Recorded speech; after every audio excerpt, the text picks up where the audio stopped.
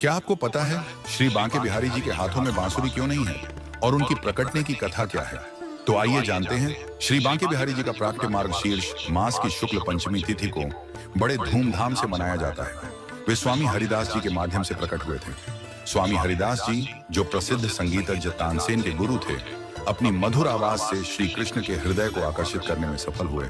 उन्होंने 12 साल तक निधिवन में भजन गाए और अपना पूरा जीवन बिहारी जी के चरणों में लगा दिया, जिससे श्री कृष्ण ने स्वयं श्री बांके बिहारी जी के रूप में प्रकट होने का निर्णय लिया। स्वामी हरिदास जी ने श्री कृष्ण और राधा जी के मिलनसार रूप को बांके बिहारी का नाम दिया। स्वामी हरिदास जी के गुरु स्वामी विशुद्धानंद देव जी ने स्वामी हरिदास को पहचान लिया था और कहा था कि वे राधा जी की प्रिय सखी ललिता का अवतार हैं।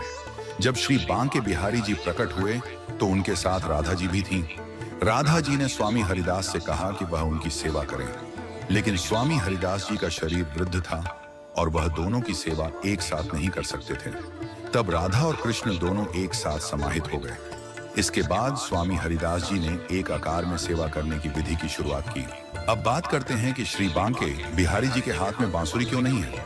इसके पीछे कारण यह है कि स्वामी हरिदास जी ने उन्हें एक बालक रूप में देखा और यह सोचा कि अगर श्री कृष्ण दिन भर बांसुरी बजाएंगे तो थक जाएंगे, इसलिए श्री बांके बिहारी जी केवल शरद पूर्णिमा के दिन ही बांसुरी धारण करते हैं।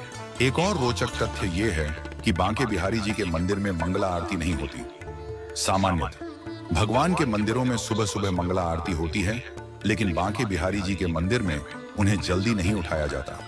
यह कहा जाता है कि रात को रासलीला करने के बाद भगवान को विश्राम दिया जाता है और इसलिए उन्हें सुबह जल्दी नहीं उठाया जाता। केवल जन्माष्टमी पर उनकी मंगला आरती की जाती है। आपने देखा होगा कि श्री बांके बिहारी जी का रूप त्रिभंग होता है, जिसका अर्थ है कि उनका शरीर कमर से टेढ़ा और चरणों से मुड़ा होता है। बांके का अर्थ है टेढ़ा और बिहारी का अर्थ है आनंद देने वाला। उनकी मूर्ति में एक विशेष आकर्षण होता है और इसे देखने के लिए भक्त बड़ी श्रद्धा से आते हैं। अक्षय तृतीया के दिन ही भक्तों को श्री बांके बिहारी जी के चरण कमलों के दर्शन होते हैं। इस दिन उनके पूरे शरीर के साथ साथ चरणों के दर्शन भी संभव होते हैं।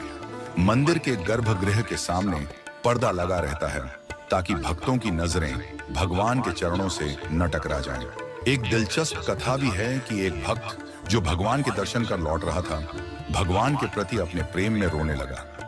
भगवान बांके बिहारी जी ने उसकी भावना को समझा और मंदिर के पर्दे के पीछे से उसकी श्रद्धा के अनुसार निकल पड़े। अगर ये दिलचस्प कथा आप सुनना चाहते हैं तो कमेंट बॉक्स में बांके बिहारी लाल की जय अवश्य लिखें।